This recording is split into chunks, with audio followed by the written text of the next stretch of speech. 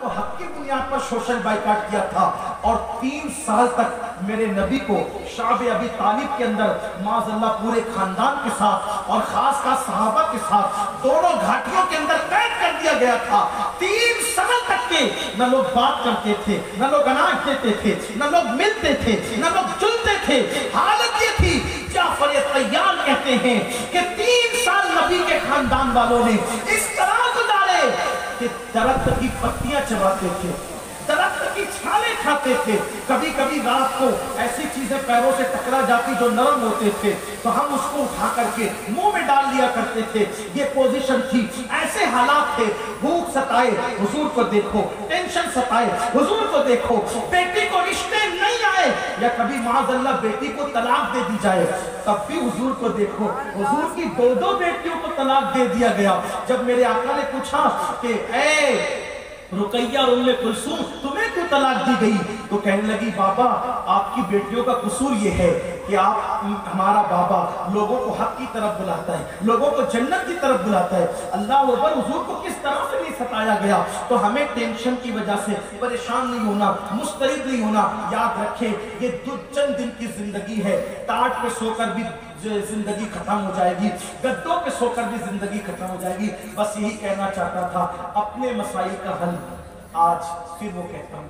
دعا میں نے کہا نہیں کیوں، دوا میں نے کہا نہیں کیوں، مزارات پر صرف کیوں نہیں، اس وجہ سے کہ آج ہم اللہ اس کے رسول کے نافرمان ہو گئے۔ اینڈ کر رہا ہوں، اللہ رسول کے نافرمان، اللہ رسول کے احکامات کے باقی ہو رہے ہیں لوگ۔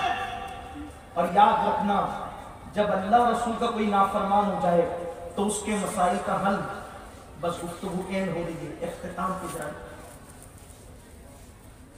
جب کوئی اللہ رسول کا نافرمان ہو جائے، شریعت کو پیٹ کے پیچھے پھینک دے، جمعہ تک نہ پڑھے، جماعتوں کو ترک کرے، نمازوں کو ترک کرے، مسجدوں کو ویران کرے، زنا کے اڈوں اور شراب کے اڈوں کو آباد کرے، تو مسائل کا حل نہ دعا میں ہے، نہ دوا میں ہے، اور نہ مزارات اولیاء پر ہے۔ کب تک؟ جب تک اس بغاوت سے توبہ نہ کرو، جب تک اس بغاوت سے توبہ نہ کرو۔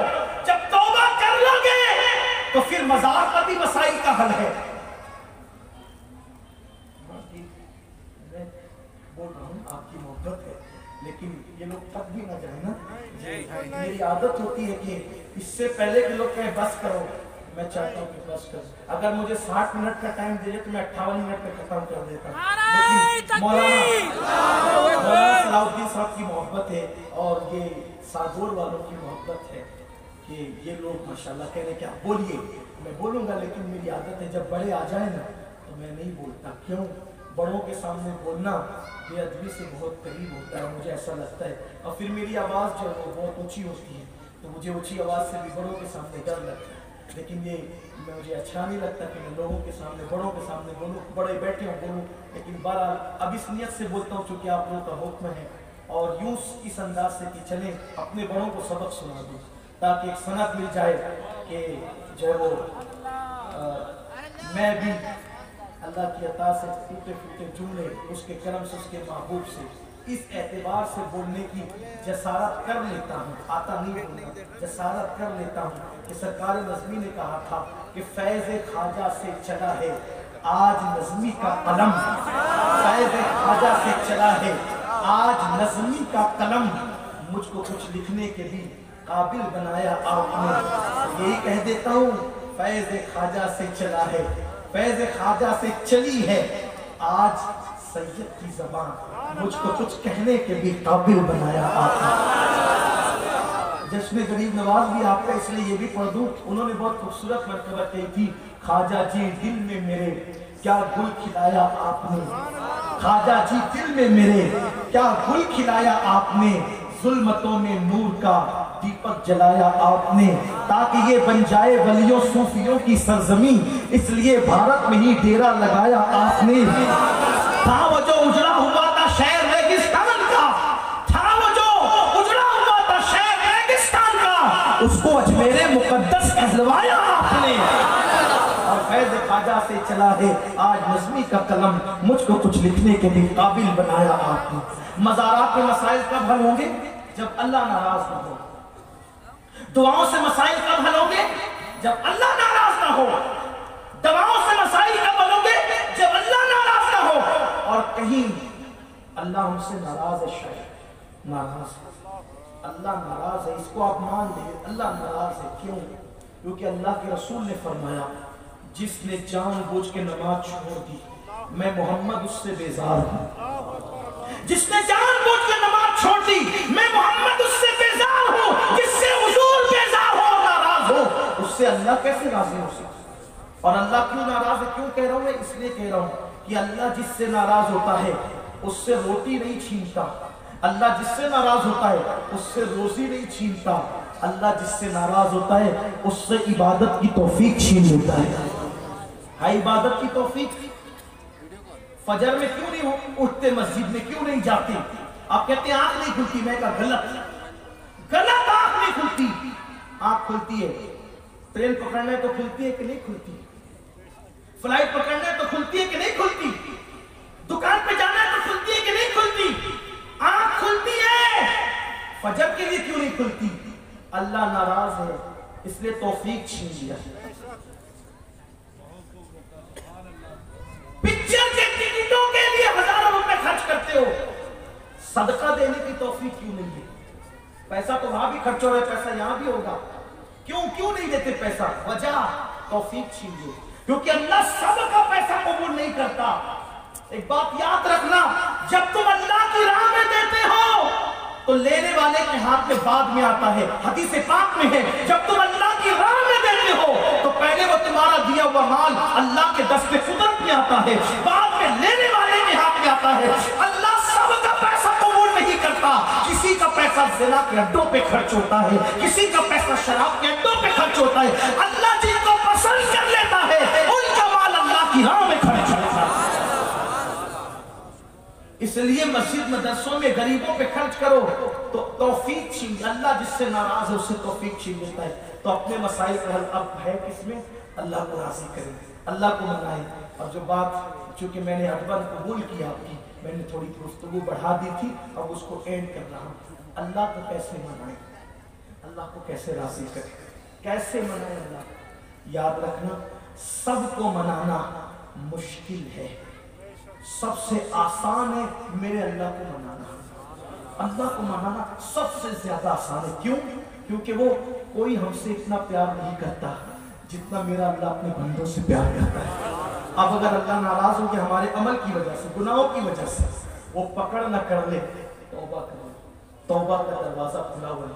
कब तक खुला है पता है? मेरे आका फरमाते हैं सल्लल्लाहु अलैहि वसल्लम, मरने से पहले ऊँटनी का दूध जितनी देर में दुहा जाता है, अगर किसी की जिंदगी के इतने लम्हे बाकी है जितने में दूध दुहा जा सकता है, अगर वो इससे पहले भी तौबा कर ले तो अल्लाह उसको माफ कर देगा। हत्ता कि वो तो और देर हो गई। आका ने यहाँ फरमाया, रूह हलक में अटकने से पहले पहले, गरगरा आने से पहले पहले तौबा कर ले, अल्लाह उस वक्त भी उसको माफ कर दे। आओ तौबा की तरफ, पलटो तौबा की तरफ। और एंड करता हूँ इस पर कि ये मत सोचना मैं तो बहुत गुनहगार हूँ, मैं तो बहुत पापी हूँ। याद रखना, कैसा भी बंदा तौबा करे, कैसा भी करे, अल्लाह उसको माफ करता है। क्योंकि अल्लाह को तौबा करना बहुत पसंद है, बल्कि अल्लाह को माफ करना बहुत पसंद है। एक दिन सुल्तानुल आरिफीन बायजीद बुस्तामी ने कहा, अल्लाह मुझे ऐसा कर दे कि मैं गुनाह न कर सकूं, मुझे ऐसा कर दे मैं गुनाह न कर सकूं। तो मेरे अल्लाह ने जवाब दिया, बायजीद सबको मासूम बना दूं, अगर सबको मासूमियत की दस्तार सबके सरों पे सजा दूं तो कयामत के दिन बख्शूंगा किसे? कयामत के दिन ये भी तो मंजर लोग देखे ना कि बड़े बड़े पापियों को मेरा करम कैसे बख्शता है। तो तौबा कर लो, आओ उसको उसकी बारगाह में शर्मिंदा हो जाओ, नादिम हो जाओ। और ये मत सोचना हम ही तौबा करें, कैसे कैसों ने तौबा की और अल्लाह ने उनको क्या से क्या बनाया। सच्ची तौबा करने वाला, सच्ची तौबा करने वाला अल्लाह का महबूब बन जाता है। सच्ची तौबा पर विलायत की बशारत है। सच्ची तौबा क्या? कुछ लोग तकलीफ के बाद आगे कहते हैं हज़रत मैं तौबा करता हूँ लेकिन फिर तौबा टूट जाती है। अगर टूट जाती है मत घबरा, फिर तौबा कर, मगर तोड़ना नहीं। टूट जाने में और तोड़ देने में फर्क ये है। तौबा की اس یقین کے ساتھ اب گناہ نہیں کروں گا، پھر ہو گیا یہ ٹوٹ گئی، یہ ہو گیا ٹوٹ گئی، لیکن توبہ کرتا ہے پھر جان بوجھ کے گناہ کرتا ہے، بلکہ توبہ عصمت کرتا ہے کہ پھر کل گناہ کروں گا۔ ایسے توبہ کرنے والے کے لیے کہا گیا اے بندے میرے ساتھ مذاق مت کر، پھر اس سے اللہ ناراض ہو جاتا ہے، لیکن اس لیے توبہ کی نہیں کروں گا گناہ، اور پھر ہو گیا بتقاضے بشریعت پھر کر، پھر اس نیت سے کر کے نہیں کروں گا، پھر ہو گیا پھر کر، پھر ہو گیا پھر کر۔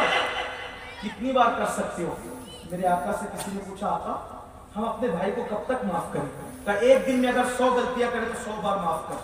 تو پوچھا حضور ہم 100 بار معاف کریں اللہ کتنا کرتا ہے؟ کہ تمہارے یہاں گنتی ہے اس کے یہاں گنتی نہیں ہے، تم جب جب توبہ کرتے ہو تب معاف کرتے ہو۔ کیسے لوگوں نے توبہ کی، اللہ نے ان کو کیا بنایا، یہ بات ہم آپ دل سے سنیں تاکہ ہم سب توبہ کریں۔ میرے وہ نوجوان جن کی آنکھوں نے غیر محرم کے چہرے دیکھ لی، فلموں میں گندگی دیکھ لی، برائی دیکھ لی، تاش کے پتے کھیل لیے، داڑیاں مڈالی، نمازیں چھوڑ دی، آؤ توبہ کریں، اللہ معاف کرے گا اور یقیناً معاف کرے گا۔ اس پہ یقین رکھو، بہت محبت کرتا ہے، ہم سے اتنی محبت کوئی نہیں کرتا جتنا وہ کرتا ہے۔ دیکھو دوست تو ناراض ہو جائے تو کہتا چل میرے گھر نہیں آنا، ماں ناراض ہو جائے میرے گھر سے نکل، میرے دسترخوان پہ کھانا نہیں کھانا، قربان میرے اللہ کی رحمتوں پر، قربان میرے اللہ کی رحمتوں پر، کتنا بھی گناہ کر لو کبھی نہیں کہتا میرا برسایا ہوا پانی مت پینا، میرا اگایا ہوا کھانا مت کھانا، میری زمین پہ مت چلنا۔ کبھی کہا نکل جا، کہاں جاؤ گا؟ کہیں جا سکتے؟ جدھر جاؤ اسی کی حکومت، اسی کی سلطنت۔ ایک جوان تھا بغداد میں رہتا، چھوٹی سی عمر تھی، جوانی کی دہلیز میں قدم رکھا۔ جوانی دیوانی ہوتی ہے، جوانی میں بلبلاہٹ زیادہ ہوتی ہے، ابتدائی جوانی تھی، چہرے پہ داڑھی کے ریشے بھی نہیں ٹوٹے تھے، شروعات کی جوانی کی۔ جوانی لاؤبالی ہوتی ہے، البیلی ہوتی ہے جوانی، لوگ کہتے ہیں جوانی دیوانی۔ اللہ کرے حضور کی دیوانی ہو جائے جوانی، اللہ کرے حضور کی دیوانی ہو جائے۔ سب کی دیوانگی میں دھوکہ ہے، ان کی دیوانگی میں کوئی دھوکہ نہیں۔ سب کے عشق میں تذبذب ہے، ان کے عشق میں کبھی تذبذب نہیں ہے۔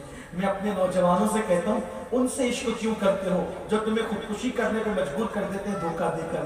آؤ نہ اس سے عشق کریں، آؤ اس سے عشق کریں جس کے عشق سے مرنے کے بعد بھی زندگی ملتی ہے۔ اس سے عشق کیوں کرتے ہو جس کی وجہ سے زندگی ملتی ہے؟ آؤ اس سے عشق کریں جس سے عشق کرنے کے بعد زمین کے اوپر بھی عزت ہے، زمین کے اندر بھی عزت ہے۔ میرے امام کہتے ہیں لکیریں کہتے ہیں تعظیم میری فدا ہو کے مجھ پہ یہ عزت ملی ہے۔ واہ سبحان اللہ، آنکھوں کا عشق میں آرام سے سونا ملا، جان کی ایک سیر ہے الفت رسول اللہ۔ اس سے عشق کرو، قبر میں بھی فرشتے تعظیم کریں، اس سے عشق کرو۔